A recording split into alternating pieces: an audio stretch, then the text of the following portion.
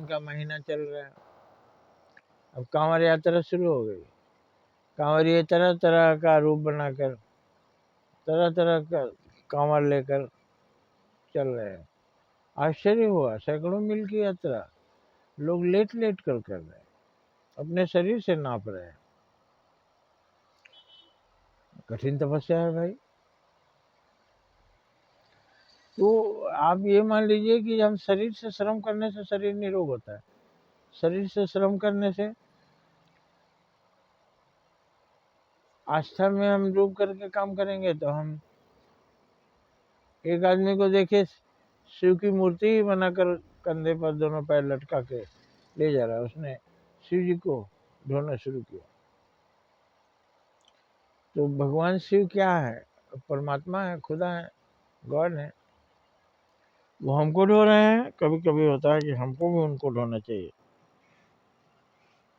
वो हमारी सेवा कर रहे हैं तो हमें भी उनकी सेवा करना चाहिए। एक हाथ से ताली नहीं बजती। तो ये है आस्था, आराधना। हम भगवान को जल चढ़ाने जाते हैं और दूर से जल लेकर वहां जाते हैं। वहां भी जल मिलता है, वहीं का जल चढ़ा दें? नहीं, दूर से जल लाकर वहां चढ़ा।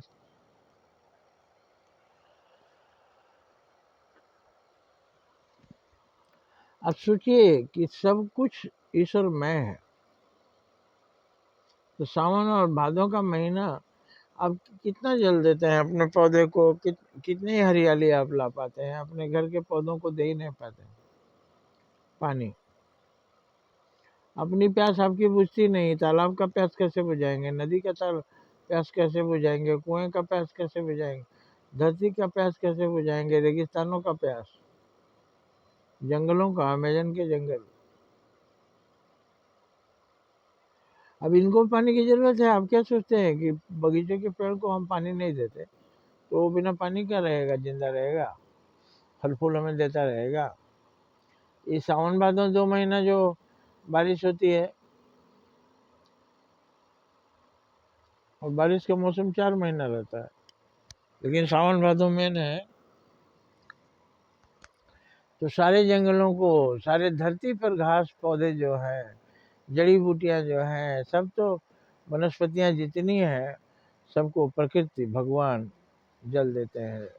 तो भगवान शिव को हम धन्यवाद कहते हैं यही समय, क्योंकि यही समय वो हमको जल देते हैं। सारी धरती को जल इतना दे देते हैं कि फिर साल भर इसके पेड़ पौधे सब हरे रहेंगे, घास फूस हरे रहेंगे। थोड़ा बहुत हम अपनी तरफ से कर लेते हैं, नहीं तो मेन तो जल। अपनी तरफ से क्या कर लेते हैं? जमीन के अंदर से बोरिंग करके जल निकालते हैं।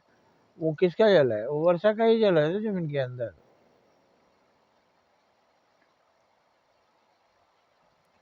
तालाब में, नदियों में जल कहाँ से आता है?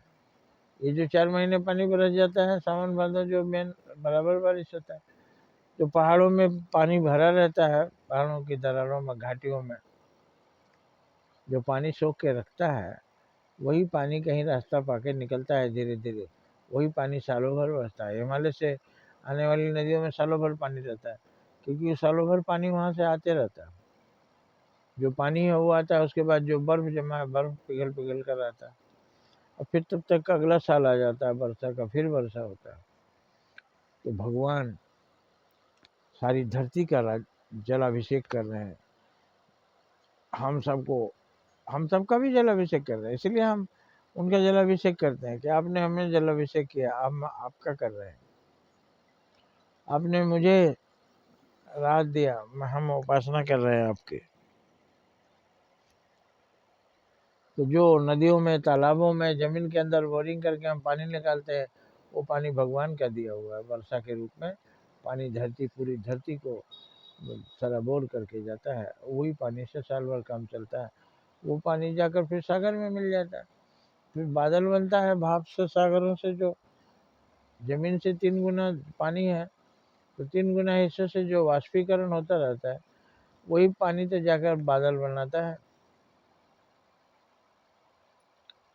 तो ये सावन का महीना हम शिव की पूजा करते हैं कि भगवान शिव पूरी धरती को जलाभिषेक करते हैं, जल से तृप्त कर देते हैं।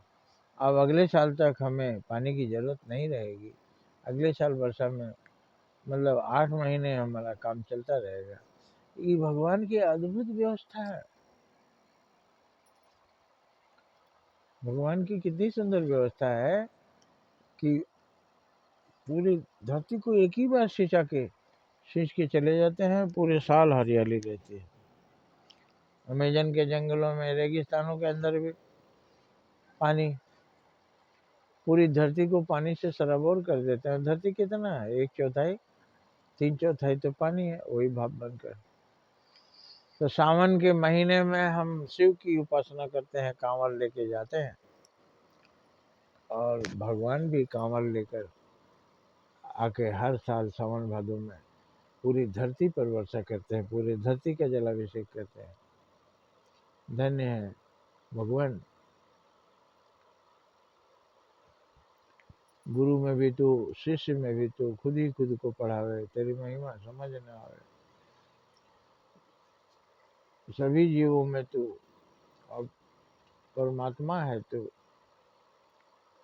सब में चेतना लावे, तेरी महिमा समझ न आवे। तो भगवान अभी धरती को भिगा रहे हैं, झूम झूम कर पेड़ पौधे नहा रहे हैं, और अगले साल तक हरियाली रहेगी। धरती को खुशहाल बना रहे हैं भगवान। जय हिंद, जय भारत।